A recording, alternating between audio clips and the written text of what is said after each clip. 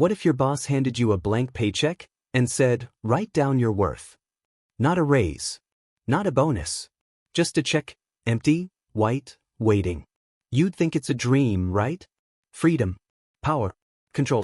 But tell me this, if someone asked you to name your own price, would you write what you deserve? Or what you think they'll approve of? Most of us like to believe we know our value, until the moment someone asks us to prove it. And in that moment, every hidden insecurity comes alive. The little voice that whispers, don't be greedy. Don't push too far. Don't make them angry. You start remembering every time you settled.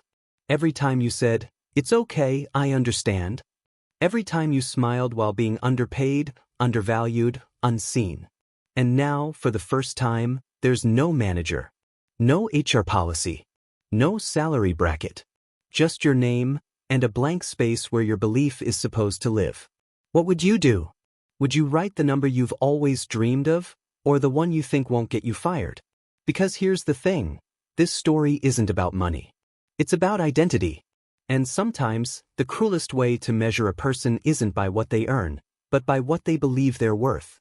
That's what I learned the day my boss gave me a blank paycheck and told me to decide my own value. It wasn't a reward. It wasn't even a test. It was something else entirely. A mirror, one that reflected everything I didn't want to admit. And the scariest part? I wasn't alone. Every single one of us in that office was about to learn the price of our silence. I'd been working at the company for 6 years. Same desk. Same password. Same polite morning nods from people who'd stopped learning my name years ago. You know that feeling when your life looks fine from the outside, but every day feels like a quiet surrender? That was me. I wasn't miserable, not exactly. Just numb.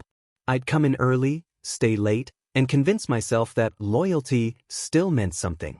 That maybe, someday, someone would notice.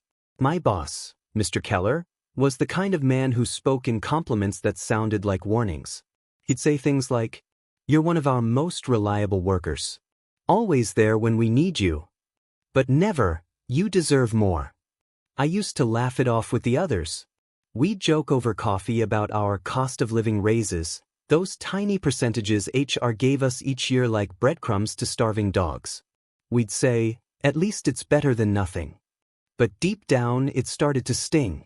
Because better than nothing isn't a dream. It's a leash.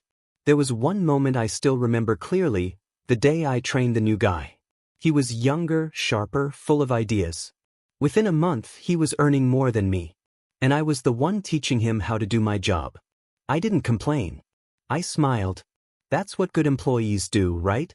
They swallow the bitterness and call it professionalism. But that night, I sat in my car in the empty parking lot, staring at the building's glowing windows. And I thought, maybe this is how it happens. Not all at once. Just one compromise at a time.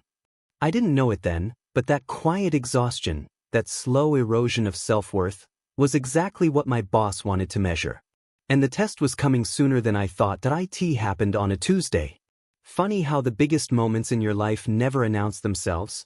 They just appear, quiet and uninvited, like a whisper you almost ignore. That morning, the office felt strange. Everyone moved slower. The usual rhythm, keyboards, phones, chatter, was replaced by something heavier. An email from Mr. Keller had gone out. Mandatory one-on-one meetings. Today. No exceptions. The whisper started before 9 a.m. layoffs?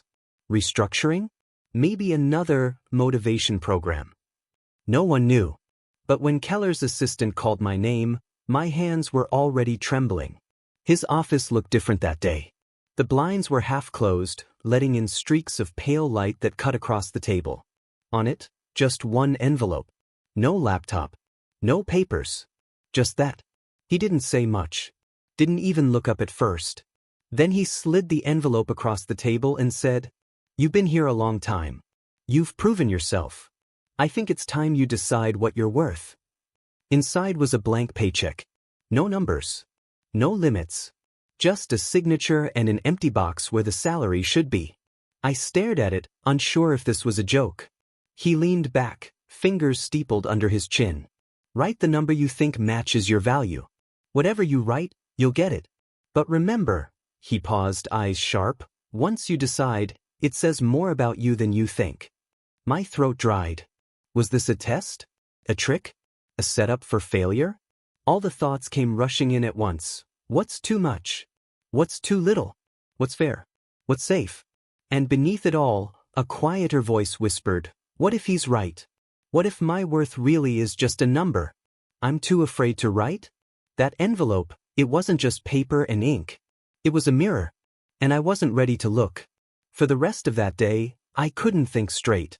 Everyone else had already gone through their meetings, and whispers were spreading through the corridors like electricity. Some smiled, faintly proud. Others avoided eye contact. No one said what number they wrote. It was the first silent competition we'd ever had. At my desk, that blank paycheck sat in front of me, glowing under the fluorescent light. I turned it over again and again, searching for something, a clue, a hidden instruction, a trap. But all I saw was emptiness waiting for a number that might change everything. At first, it felt liberating. For once, the company wasn't deciding my value, I was. I could finally set my price. No negotiation, no begging, no HR filters. Just my judgment, my confidence, my worth. I thought about all the years I'd stayed late, the missed birthdays, the unpaid overtime disguised as team loyalty. I remembered Keller's compliments. You're reliable, you're essential, you're the glue here. Words that sound generous but cost nothing. Now, finally, I could attach a number to those words. 10,000? Too bold. 5,000? Too safe. 3,000? Too familiar. The numbers circled in my head like vultures, each one feeding on my hesitation. I wrote one down, then crossed it out. Wrote another. Crossed it again. The more I thought, the smaller I became. By lunch, I noticed others staring at me. Their faces tight, eyes darting between screens and whispers. Someone said Greg from marketing had written double his old salary.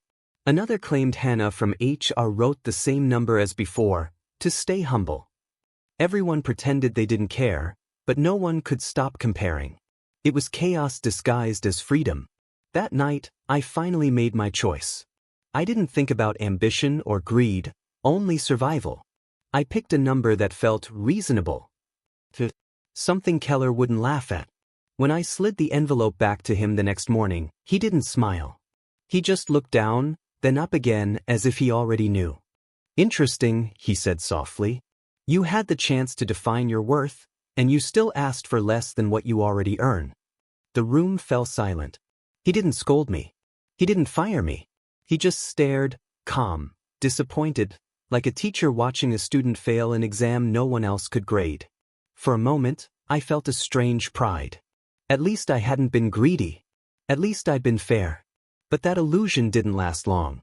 Because by Friday the office felt colder, not from the air, but from the stairs. Somehow, everyone knew everyone's number. And suddenly, fairness was the most dangerous idea in the building. By the following week, the office had turned into something unrecognizable. No one talked about projects anymore, only about numbers. The air buzzed with quiet comparisons, measured smiles, and invisible hierarchies. Every laugh, every compliment, every good morning, came with an aftertaste of suspicion. I used to think we were a team. Now it felt like a casino, where everyone had bet on themselves, and only a few were smiling at the table. I saw it in their eyes. Those who wrote high numbers started walking taller, louder, as if the ink on their checks had rewritten their DNA. They called it confidence. But to me, it looked like distance, like they'd moved to another floor no one could see.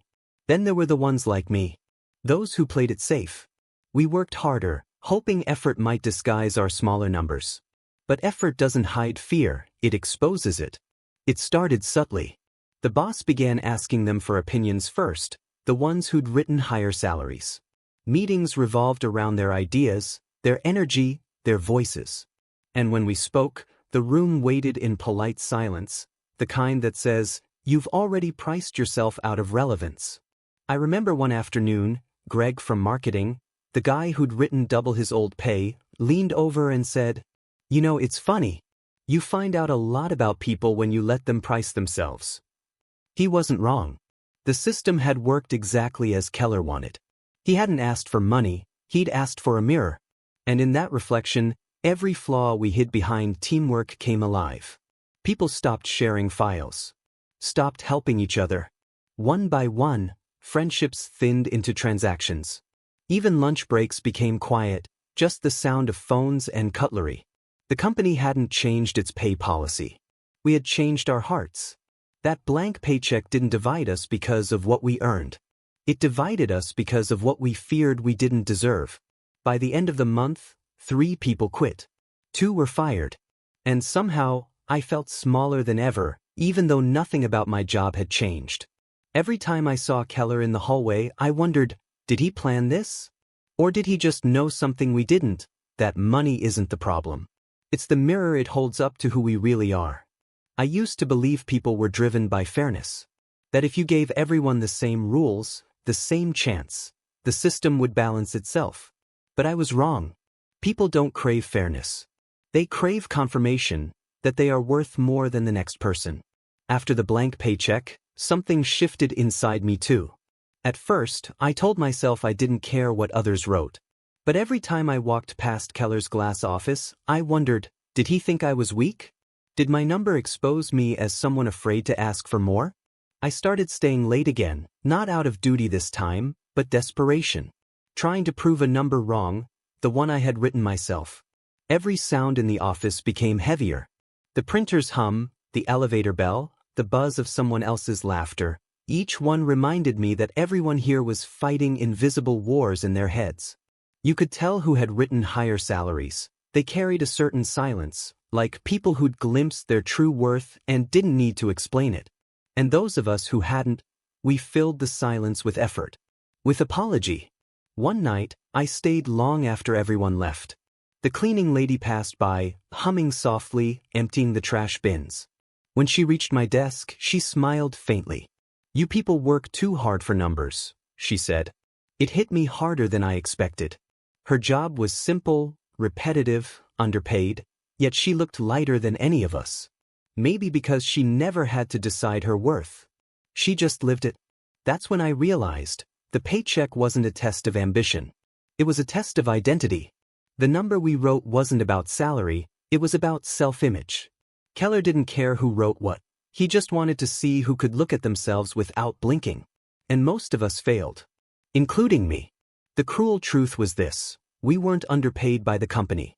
We were underpaid by our own belief. Every person in that office carried a private definition of enough. And no two were the same. That's what Keller wanted to expose, not how much we earned, but how much we'd settle for. That night, as I walked past the rows of dark monitors, I caught my reflection on one of the screens. And for the first time, I didn't see an employee. I saw someone who'd traded conviction for comfort. Someone who had confused humility with fear. Within a month, the entire company began to change. Not because Keller announced anything new, but because we did. People stopped saying, "Good morning." They started saying, "How much did you write?" The coffee machine, once a place for laughter, became a battlefield of silent comparisons. The air thickened with invisible hierarchies.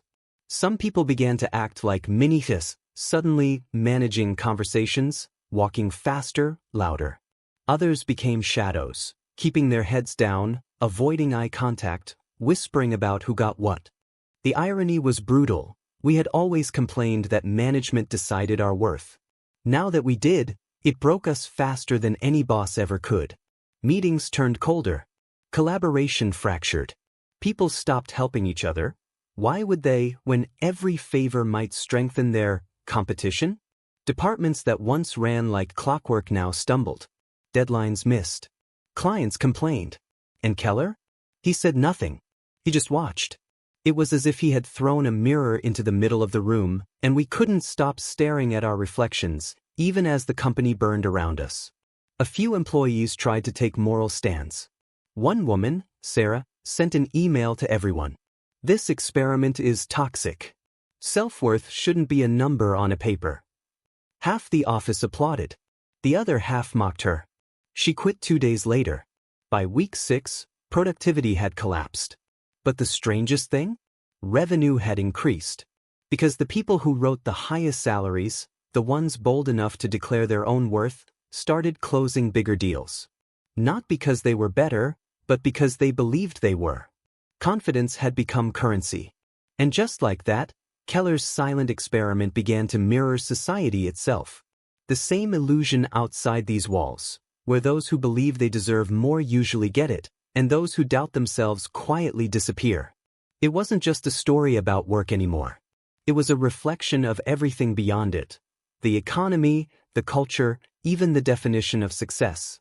We talk about fairness like it's a structure. But maybe it's not. Maybe it's a story we tell ourselves to sleep at night, while the world rewards those who stop asking for permission. That's when I realized Keller wasn't just running a company. He was conducting a social experiment, one that revealed what every workplace secretly depends on: the imbalance between belief and fear. It was late, maybe 11 p.m., when I saw Keller again. Everyone else had gone home, but the lights in his office were still on. Through the glass, I could see him sitting there, staring at the wall. No papers, no laptop. Just stillness. I hesitated at his door. I don't know what pushed me to knock. Maybe guilt. Maybe anger. Maybe both. He looked up, almost expecting me. "Sit," he said quietly. For a moment, neither of us spoke. Then I asked, "Why did you do this?" "The blank paycheck thing." He leaned back, studying me like I was part of a data set. "I wanted to know," he said, "if people still needed permission to feel valuable." I frowned. "You mean, you tested us?" He smiled, not with pride, but with exhaustion. "No," he said. I held up a mirror. "You all decided what to see." He told me something that night I'll never forget. When I started this company, I underpaid everyone. I justified it as budget constraints. But truth is, I wanted control. I learned something from that. The more people depend on your approval, the easier they are to manage. He paused, eyes distant. But dependency is a two-way chain. You start depending on their fear to feel powerful. It eats you too. He stood up and walked to the window overlooking the dark city skyline.